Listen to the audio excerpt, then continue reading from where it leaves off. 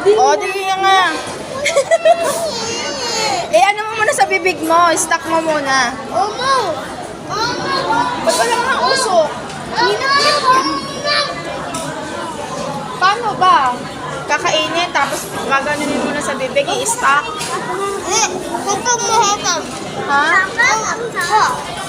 Pangit lasa? Isa pa nga. Pausukin mo yung bibig mo. Ano ba lasa? Tignan mo nga, ate. Ay, puta, babutas. Ah, nabutas yung ilalim. Ang sakit, ah. Masakit siya. Inabutas, malamig talaga. Ah, malamig. Ano ba yan?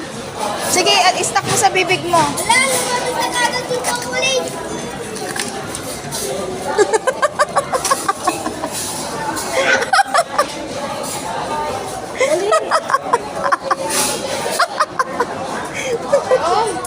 Uy, nalaglag. Ikaw niya sa'yo, kinain na.